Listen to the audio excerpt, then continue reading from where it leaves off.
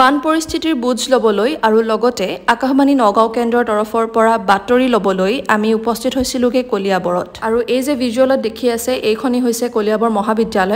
মহাবিদ্যালয় বৰ্তমান বানৰ কবলত পৰিছে বিগত কেইটামান দিন ধৰি হোৱা নেৰানেপেৰা বৰষুণৰ ফলত কলিয়াবৰৰ হাতীমুৰা স্লুইচ গেটৰ সমীপৰ মাথাউৰিৰে পানী নিগৰিছিল যাৰ ফলত কলিয়াবৰ অঞ্চল বৰ্তমান বানৰ কবলত পৰিছে এইটোৱে হৈছে কলিয়াবৰ মহকুমাধিপতিৰ বাসভৱন অৰ্থাৎ কলিয়াবৰৰ এছডিঅ'ৰ ৰেচিডেন্স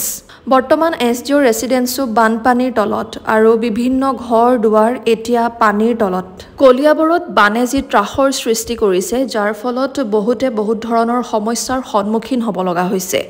বহুতে নিজৰ আপোন ঘৰখন নিজৰ মৰমৰ ঘৰখন এৰি পলায়ন কৰিব লগা হৈছে নিজৰ জীৱন ৰক্ষাৰ হকে আমি কলিয়াবৰ হাটবৰ চাৰিআলিৰ পৰা আগলৈ গৈ থাকোঁতেই আমি হঠাৎ গম পালোঁ যে হাটবৰ চাৰিআলিৰ পৰা আগলৈ যান বাহনসমূহ যাবলৈ দিয়া হোৱা নাই ৰখাই দিয়া হৈছে আৰু আমি তেনেতে সুধুতে গম পালোঁ যে হাটবৰ চাৰিআলিৰ পৰা কিছু দূৰ আগতে গৈ ৰাইজে তীব্ৰ প্ৰতিবাদৰ সৃষ্টি কৰিছে এই প্ৰতিবাদ কিহৰ আছিলে আপোনালোকলৈ আগবঢ়াম মোৰ এই প্ৰতিবেদনত কালি বানপানী হ'ল আজি দুদিন হ'ল মন্ত্ৰী হয় আজিলৈকে আহি খবৰ এটা লোৱা নাইহি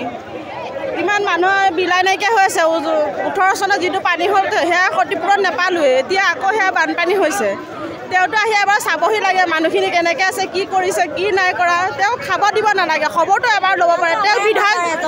বিধায়ক উঠোৱা মানুহ কোন তেওঁতো বিধায়ক উঠোৱা মানুহ আমাৰে হয় এটা আছে সাহায্যটো ডাঙৰ কথা নহয় বাইদেউ তেওঁতো আহিব লাগে এপাক খবৰ ল'ব লাগে চৰকাৰ প্ৰশাসনৰ ফালৰ পৰা কোনো এতিয়ালৈকে বৰ্তমানলৈকে খবৰ নাই লোৱা কোনো এতিয়ালৈকে আহি এটা খবৰ লোৱা নাই কেনেকৈ খাইছে কেনেকৈ কি কৰিছে মানুহখিনি কেনেকৈ আছে আমি কেশৱন্ত ছাৰক বেয়া পাওঁ আৰু বেয়া পামেই আমাৰ যিটো নেকি 2017 চনত পানীটো হৈছিলে সেই পানীটো আমাৰ ক্ষতিপূৰণ একো আমি নাপালোঁ কিছুমানক দিছে আৰু কিছুমানক দিয়া নাই কিন্তু তেওঁ ইলেকশ্যনৰ সময়ত আমাৰ নিচিনা দুখীয়া মানুহৰ ওচৰত ভগা চকীত কেনেকৈ বহে কেশৱন্ত ছাৰ কেনেকৈ বহে ভগা চকীত কিহৰ কাৰণে বহে আমাৰ কলিয়াবৰ বাখীৰ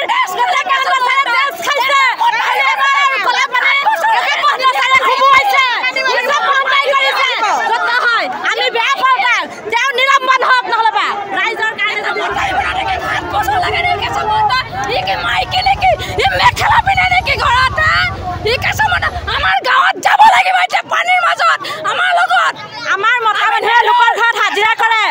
কি আছে আমাৰ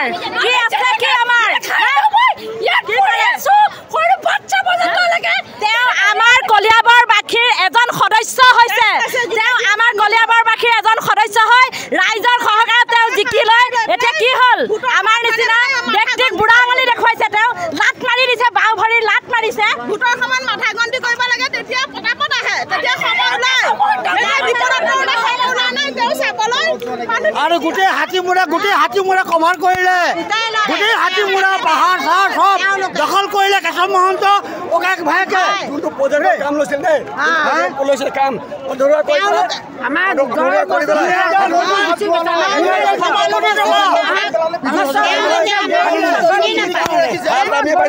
সকলো গৈছে 10 বছৰ ধ্বংস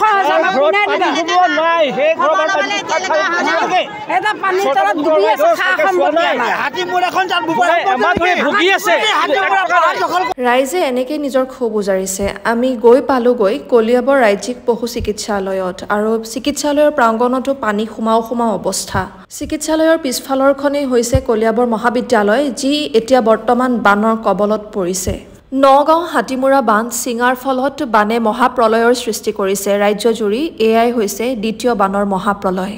আশ্ৰয় শিবিৰতে নিশা পাৰ কৰিছে বানাক্ৰান্তসকলে সেয়েহে মোৰ এই ভিডিঅ'টোৰ জৰিয়তে মই কলঙৰ দুয়োকাষৰ নৈপৰীয়া বিশেষকৈ নৈপৰীয়া ৰাইজক সতৰ্ক আৰু সাৱধানে থাকিবলৈ আহ্বান জনালোঁ pray for Kaliabor Nagaon pray for Assam আজিৰ ভিডিঅ'ত ইমানেই আপোনালোকক লগ পাম মোৰ অন্য এটি ভিডিঅ'ত আৰু আপোনালোকে যদি এতিয়ালৈকে মোৰ চেনেলটো ছাবস্ক্ৰাইব কৰা নাই চেনেলটো ছাবস্ক্ৰাইব কৰি ল'ব এনে ধৰণৰ আৰু ইনফৰমেশ্যনৰ বাবে